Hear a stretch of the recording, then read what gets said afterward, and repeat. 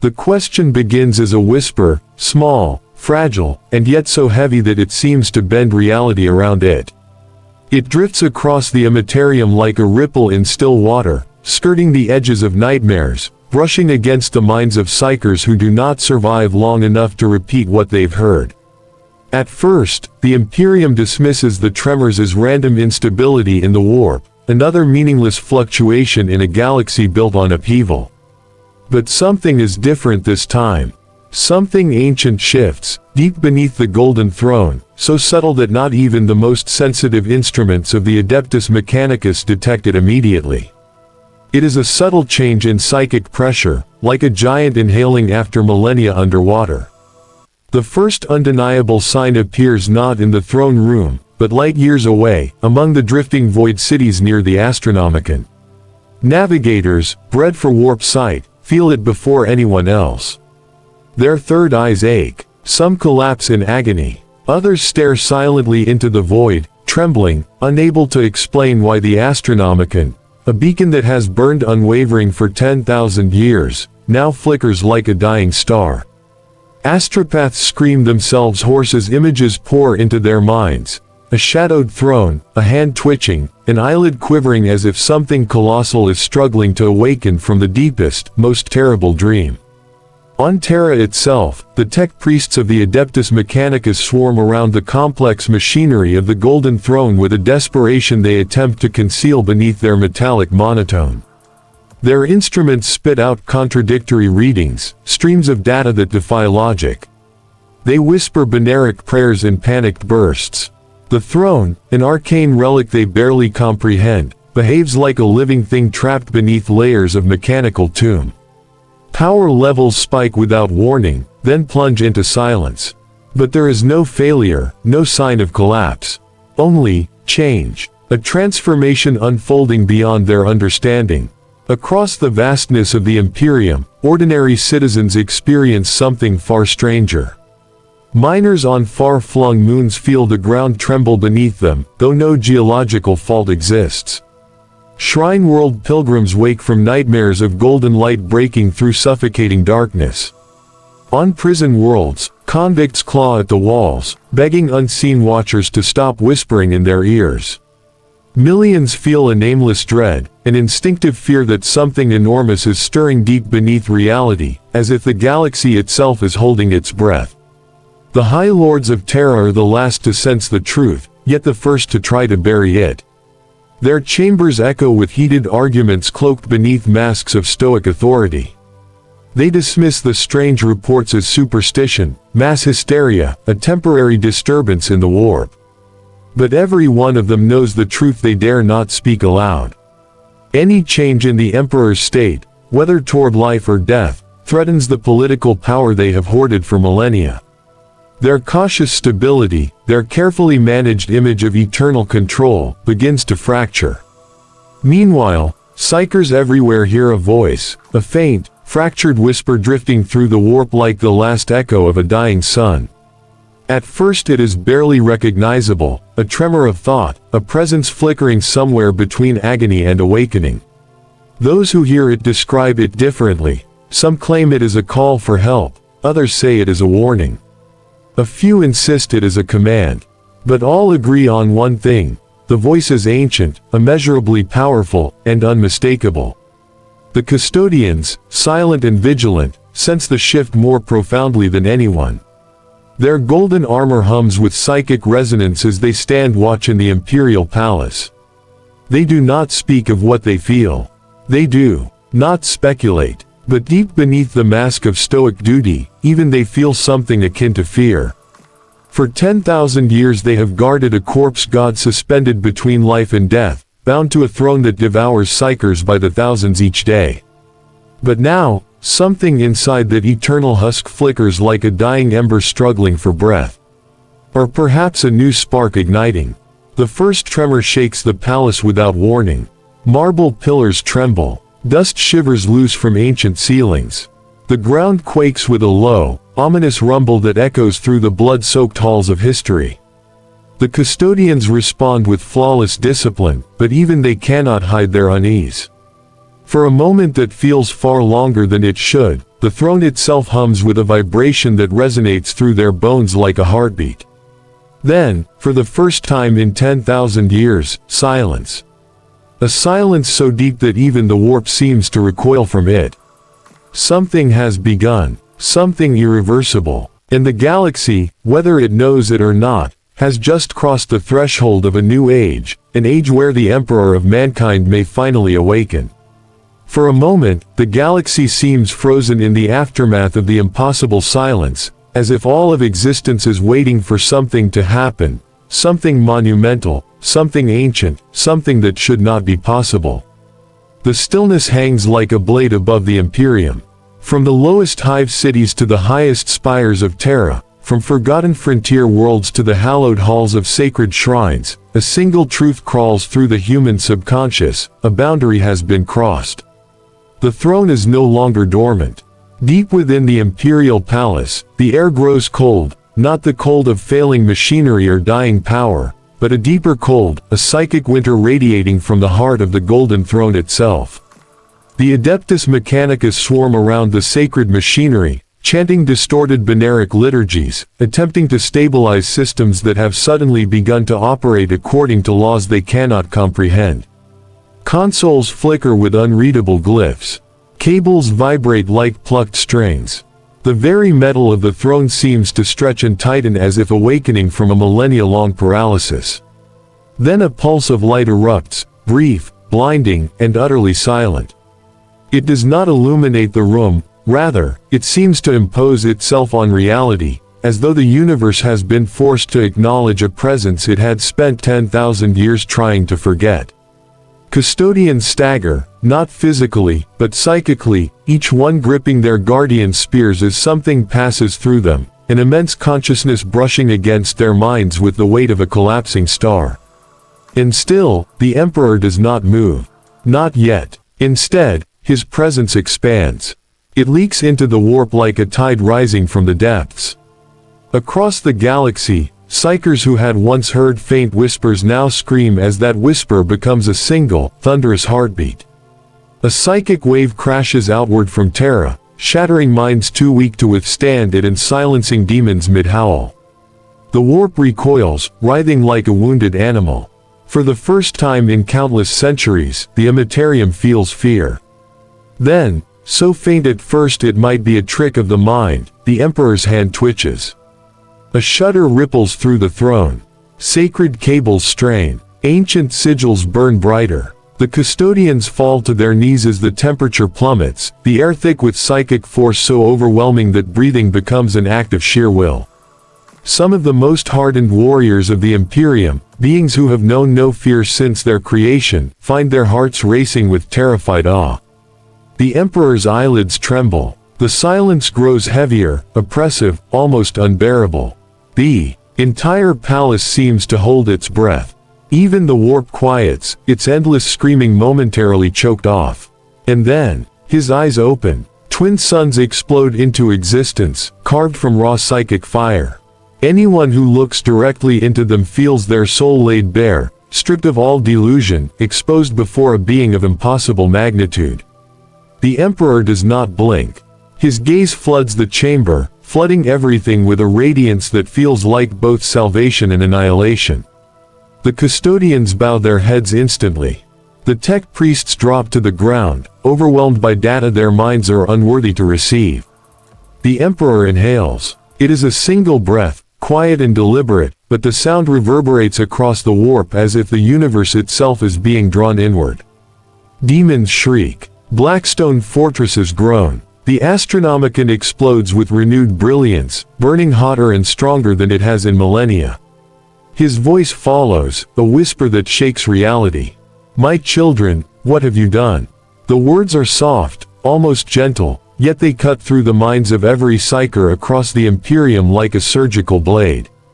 They carry sorrow, anger, disbelief, and something far older, an ancient exhaustion, the weariness of a being who has endured 10,000 years of torment and sacrifice. The Emperor rises. There is no creaking of joints, no sound of armor scraping. He simply moves, effortlessly, as though he had never been confined to the throne at all. The custodians tremble, not out of fear for themselves, but fear for the galaxy. They know without doubt that this moment will reshape everything. Every world, every life, every future. The Emperor's gaze sweeps the chamber. He sees the throne, broken yet functioning. He sees the Mechanicus, their rituals twisted into dogma. He sees the echoes of suffering, the stains of corruption, the weight of the Imperium's sins. A storm rises behind his eyes, a psychic tempest held barely in check. Across Terra, millions fall to their knees as a wave of emotion bursts from the throne room: sadness, disappointment, fury, and above all, resolve. The Emperor's consciousness expands further, casting his awareness across the stars. He sees distant battlefields soaked in human blood. He sees planets burning in his name. He sees temples built to worship him as a god, despite his ancient command that he must never be worshipped. The Imperium he once envisioned is gone. In its place stands a twisted monument of fanaticism, fear, and stagnation. The Emperor lifts his hand. With a single motion, power surges through the webway, crackling across realities, awakening forgotten mechanisms and stirring ancient guardians. The throne shakes violently as if it knows its purpose is changing. The psychic tether holding the Emperor in stasis dissolves like smoke. He is free, and in that freedom, the galaxy senses the beginning of an age no prophecy ever dared predict. News of the Emperor's awakening does not spread through words or whispers, but through a shockwave of psychic force that floods the galaxy like a tidal surge. Billions do not hear it with their ears, they feel it, deep within their marrow, an instinctive recognition that something ancient and sovereign has awakened. Even those with no psychic sensitivity gasp as a tremor passes through them, a sensation like stepping from shadow into blinding light. Entire worlds halt their labor. Armies freeze mid-battle. Pilgrims collapse at the foot of shrines, overwhelmed by an emotion they cannot explain. In the grand meeting chambers atop Terra's highest spires, the High Lords of Terra recoil in disbelief as the truth reaches them, not through servants or soldiers, but through the sudden collapse of the wards that have shielded them from direct psychic contact with the Golden Throne for millennia. Those barriers shatter like glass, leaving each of them exposed to the raw presence of their Emperor. Some faint instantly, others scream. A select few try to run, as though distance might shield them from the reality that now threatens everything they have built. But there is no escape. The Emperor's awareness presses down on the palace like the hand of a god reclaiming dominion. Panic erupts among the High Lords. With every second, their carefully preserved authority crumbles. The golden mask of unshakable power they have worn for 10,000 years fractures, exposing their fear. Every decree they have issued, every political alliance forged, every secret sin committed beneath the assumption that the Emperor would never arise again, now stands naked under his gaze. They scramble to contain the situation, shouting conflicting orders, trying to summon guards who, in this moment, no longer obey them. For why obey mortals when the master of mankind himself has returned? Across the stars, the psychic shockwave reaches hive cities where countless trillions toil in darkness. In the depths of Manufactoria, laborers drop their tools, trembling as a sudden sense of purpose ignites within them, purpose they cannot understand, only feel. In shrine worlds, preachers erupt into ecstatic proclamations that the God Emperor has returned, while others fall silent, realizing with dread that their interpretation of faith may no longer align with the will of the being they claim to serve. Some entire congregations burst into tears of joy. Others flee in terror, convinced this is a sign of apocalypse. On distant fortress worlds, space marines stand at attention as their gene-enhanced senses quiver. Among the proudest warriors of humanity, emotions once restrained by iron discipline begin to crack. Some feel overwhelming reverence. Others feel shame, knowing how far humanity has fallen from the perfection their father once demanded. Veterans of 1,000 battles suddenly feel like children again, as if the Emperor himself has placed a hand on their shoulder. Then there are worlds already drifting into heresy.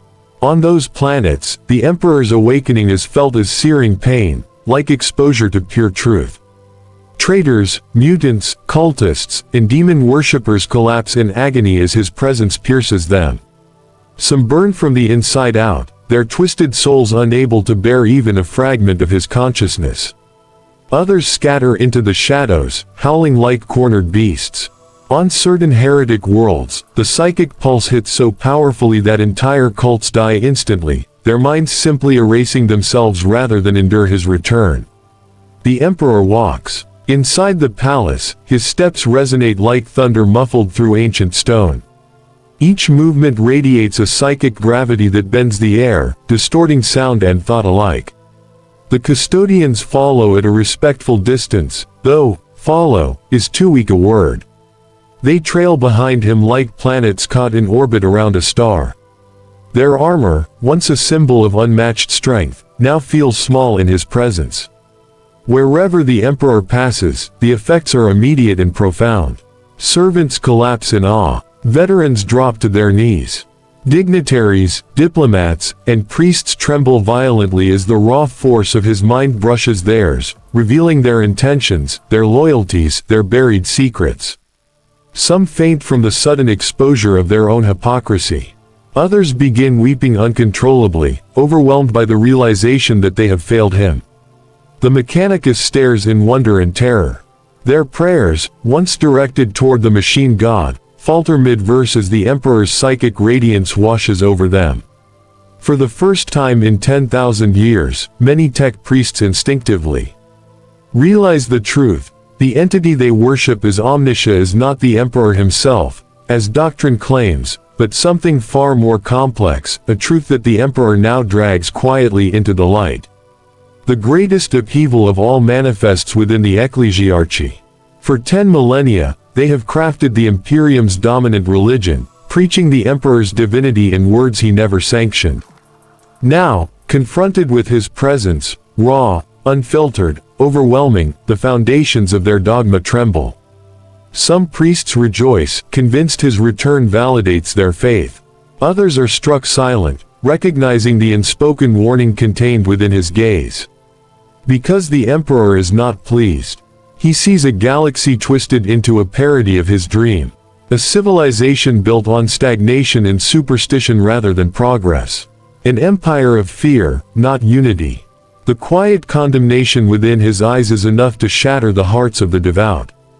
As he walks deeper into the palace, his psychic presence intensifies.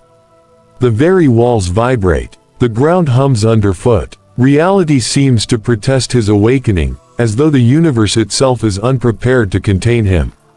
The Astronomicon flares brighter and brighter, visible even from systems that have never seen its full light before. And somewhere, far beyond the perception of mortal minds, the warp seethes in turmoil.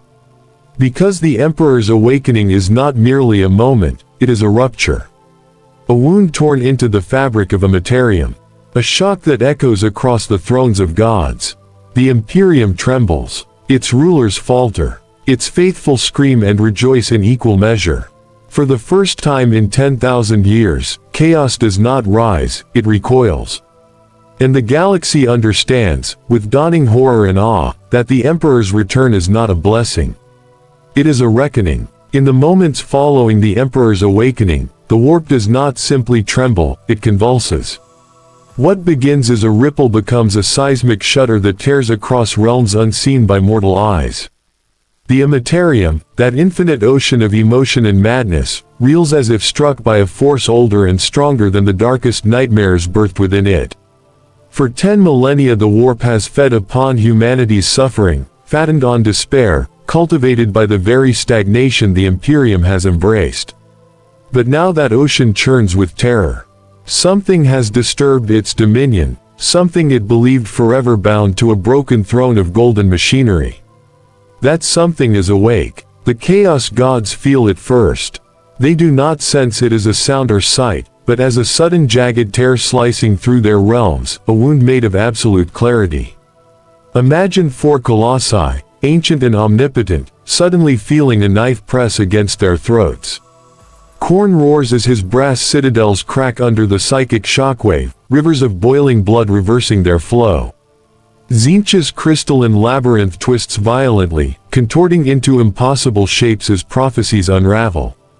Nurgle's rotting gardens wilt and curl inward, spores withering midair. Slaanesh's endless palace of desire pauses in its eternal song as a discordant note, pure, cold, and absolute, shatters its harmony.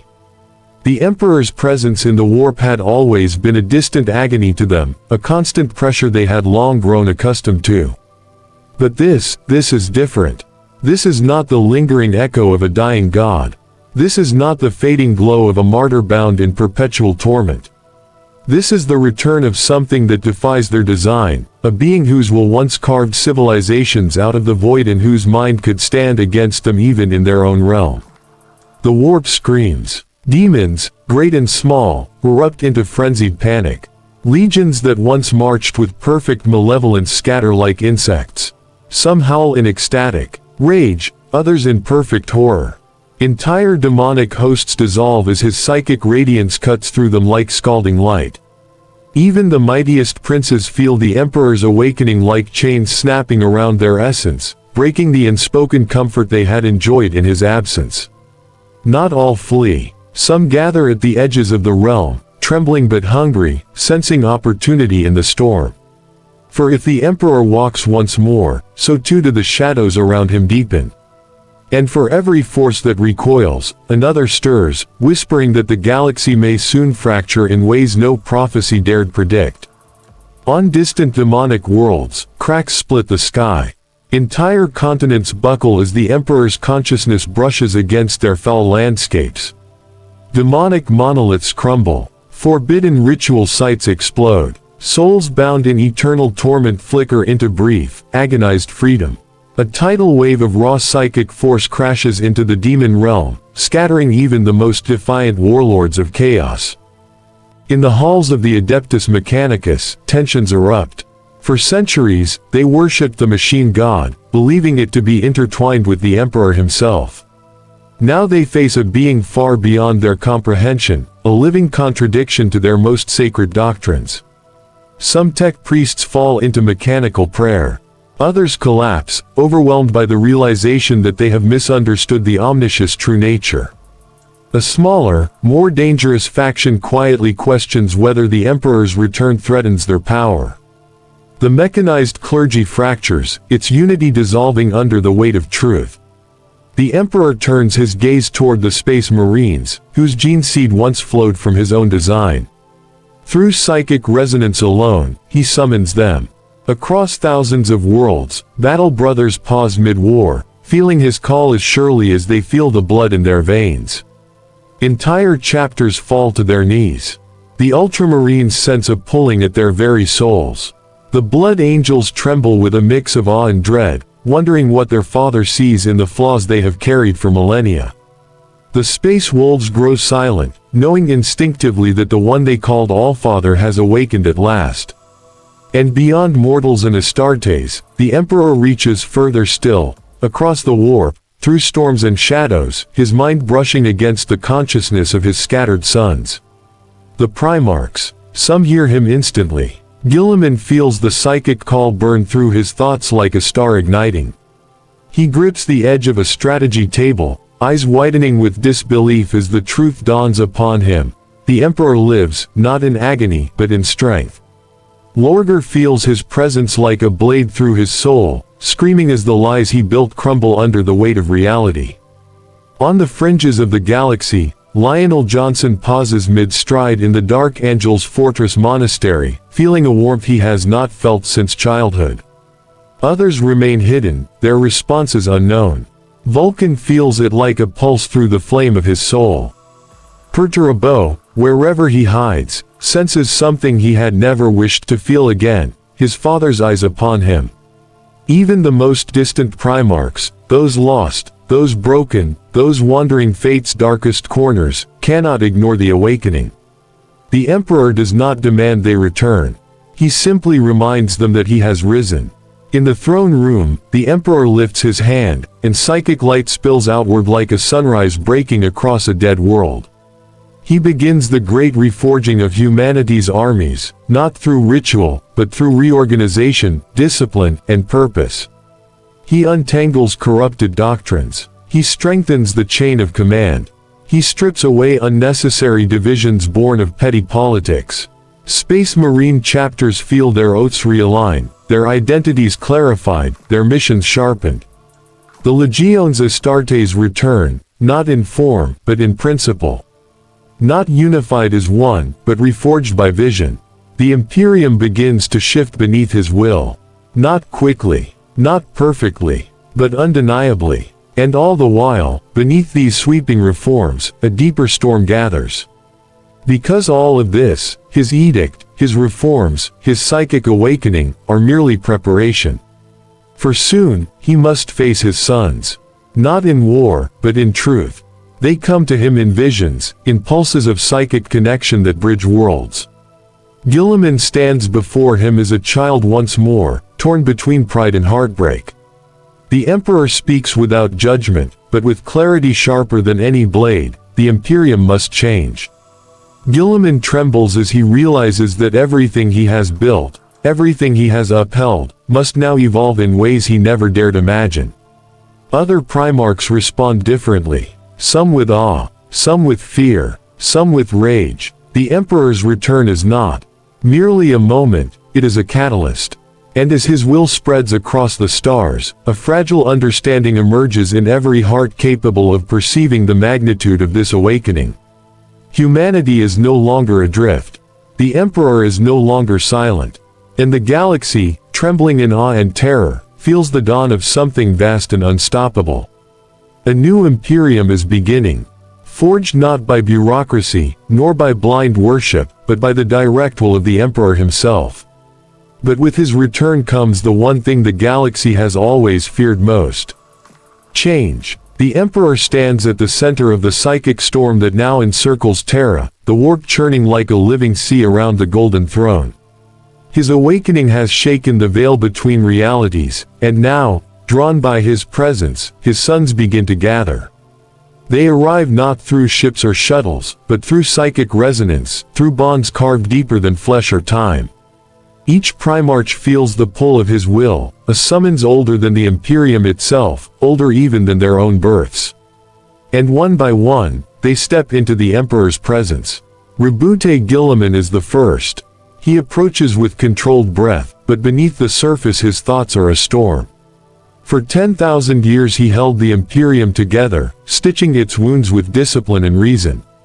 Now, before the living Emperor, he feels suddenly small, like the boy he once was on Macragge, reaching out for a father who was always there and never truly present.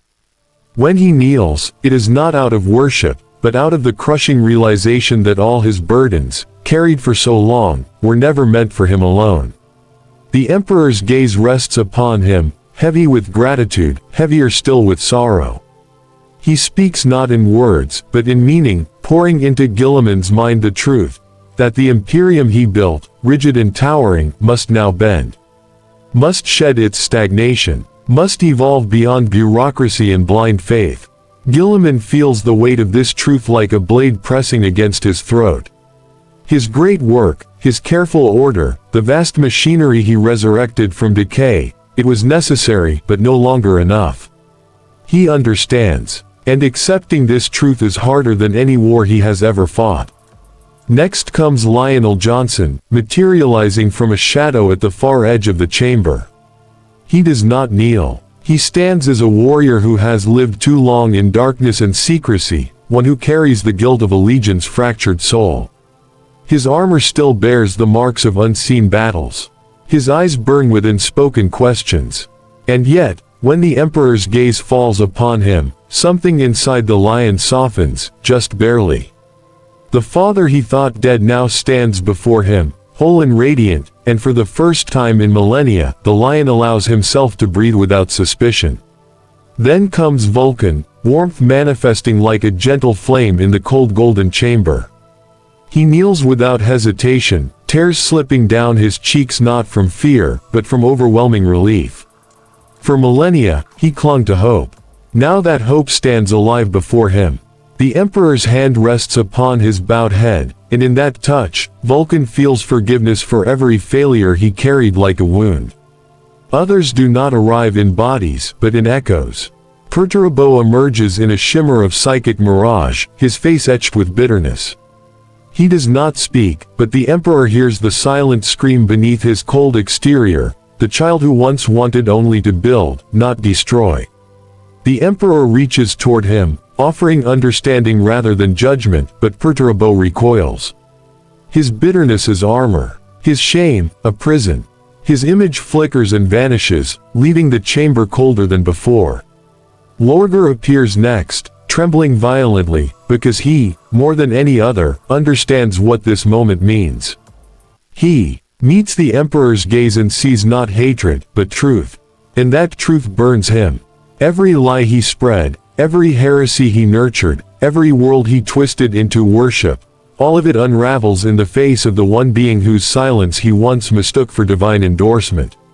Lorgar collapses to his knees, sobbing, unable to face the enormity of what he has done. The Emperor speaks to him softly, not to soothe, but to strip away the last illusions clinging to his soul. The room darkens. A psychic chill ripples through the air. For a moment, all breath halts. Because another presence is approaching, one forged in love, shattered by fate, and twisted by chaos into something monstrous. The echo of Horus, not the Warmaster reborn, but the lingering scar of him, an imprint in the warp so powerful that even death could not erase it. The shadow takes shape like a memory clothed in armor, bearing wounds that never healed. It stands across from the Emperor, silent. No hatred remains, no madness, only sorrow, and a question that has echoed through time for 10,000 years. Why? The Emperor's answer is not spoken aloud. It radiates through the chamber, through the warp, through the very hearts of his sons. He shows Horus the truth of their shared tragedy, the manipulation of the gods, the fragility of mortality, the weight of destiny. And he shows him forgiveness, not as absolution, but as understanding. Horus lowers his head, and for an instant the Warmaster is not a monster, nor a traitor, but the son he loved most. The echo fades, leaving only silence. And finally, when all others have appeared or been felt, the air shifts again. A tremor rises through the warp. A pulse of molten power. A presence older than all the Primarchs, bound not by creation, but by secret origins buried beneath forbidden history. The Emperor stands tall, his aura brightening. Because the confrontation about to unfold is not with a son. It is with something far older. The warp surges. Reality buckles. And a voice not spoken by any mortal tongue brushes against the edges of the Emperor's mind. A whisper from the primordial gods who have watched, manipulated, and waited for this moment. This is not the final battle of armies. This is the final battle of wills. The gods have taken notice. And they are afraid. The Emperor opens his eyes, golden light erupting outward. He has awakened. And now, he is ready. The warp convulses. Not in anger. Not in celebration. But in fear. Across Terra, the sky fractures into rivers of impossible color as the barrier between real space and nightmare space strains beneath a pressure it was never meant to endure. The Emperor stands at the heart of it, calm and unmoving, his radiance forming a growing sphere of stability in a realm that knows no such concept.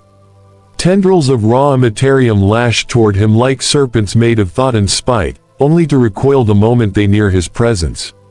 For the first time in 10,000 years, the Chaos Gods gaze directly upon the Emperor.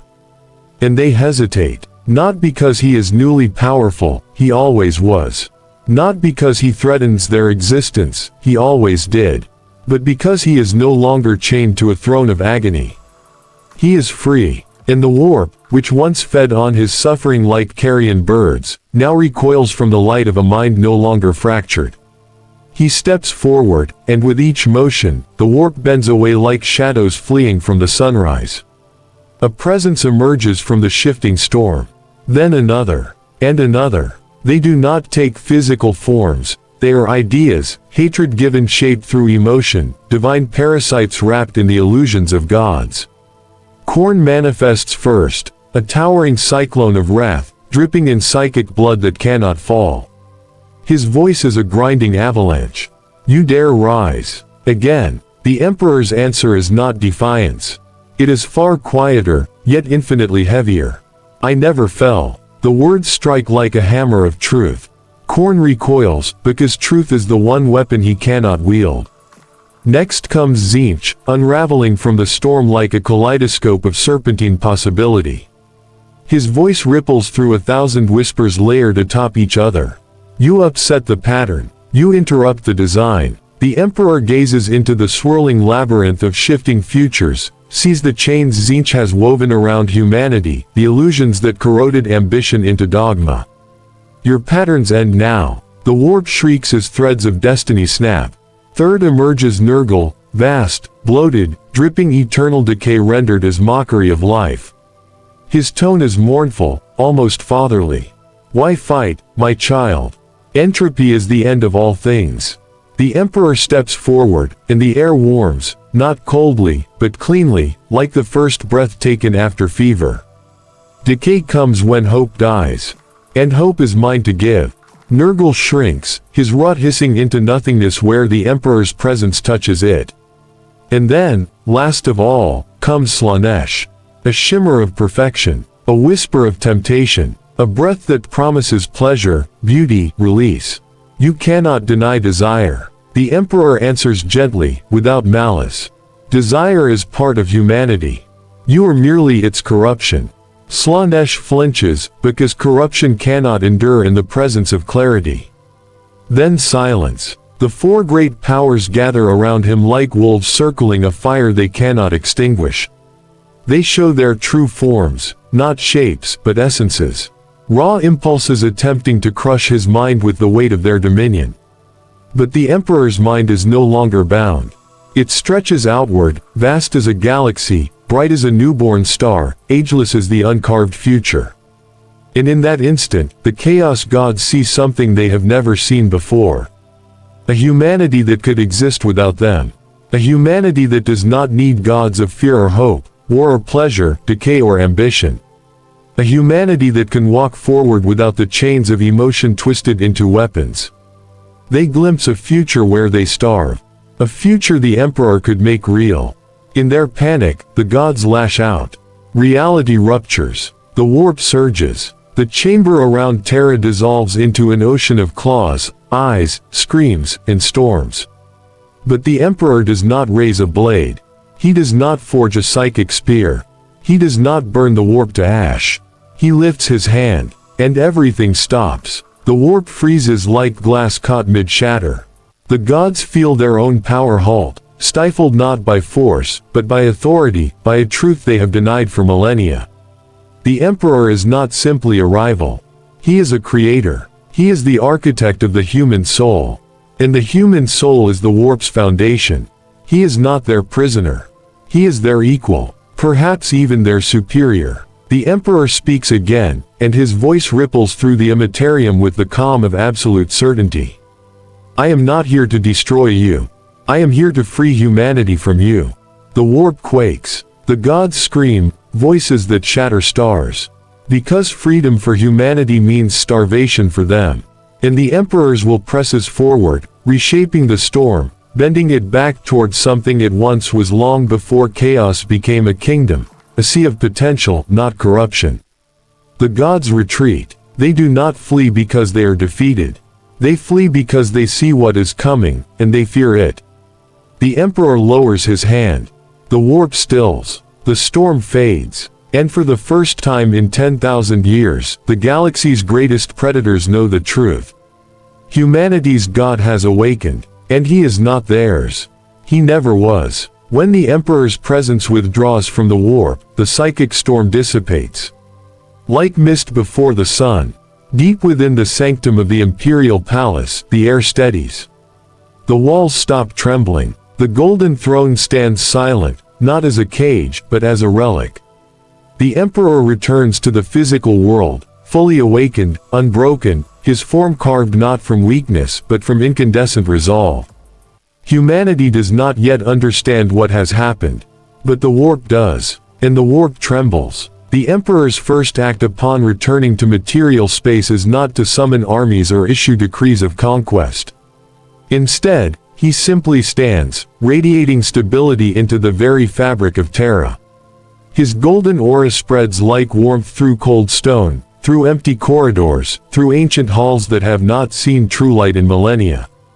And across the Imperium, people feel it. On Hive Primus, a laborer pauses mid-shift, suddenly overcome by a strange sensation, like an old memory rising from a forgotten childhood. A sense of clarity, a breath he didn't know he needed. He straightens his back, feeling something he hasn't felt in years: dignity. On a war-torn moon at the edge of Segmentum Pacificus, soldiers entrenched in endless battle feel courage wash over them. Not the rabid zealotry beaten into them by the ecclesiarchy, but genuine, quiet bravery. They rise from their trenches, not to charge blindly, but with newfound understanding of why they fight, and for whom. On distant shrine worlds, the faithful collapse into tears, not of terror, but of revelation. A psychic whisper fills their minds, not words but undeniable meaning. Faith is not fear, faith is memory. And the memory he gives them is not of a god enthroned in golden agony, but of a leader who once walked among them, who once believed humanity could build something greater than an empire of suffering. That memory spreads like wildfire. But not everyone welcomes it. In the ecclesiarchy, panic erupts. Priests clutch their relics, feeling the foundations of their power crack. Their doctrines, scripture built upon scripture, centuries of dogma carved from misinterpretation and opportunism, begin to crumble beneath the simple truth of the Emperor's presence. Cardinals argue. Some cry heresy. Others tremble in awe. For generations, they proclaimed the Emperor as a god. And now that very god has returned, and does not acknowledge their authority. Across Terra, the High Lords watch with dread. Their power, built upon bureaucracy, fear, and stagnation, begins to evaporate as the Emperor's will spreads. Their councils fracture, their alliances crumble. A few flee into the shadows, hoping to escape judgment. Others kneel in shame, realizing their centuries of rule will be judged by a being who never intended them to wield such unchecked control. Meanwhile, the Adeptus Mechanicus trembles at its very core. The Omniscia they revered stands before them, yet his first act is not validation. It is truth. He shows them the flaw in their devotion, that knowledge was never meant to be worshipped but understood. That machines were never holy, but tools. That innovation was not heresy, but humanity's birthright.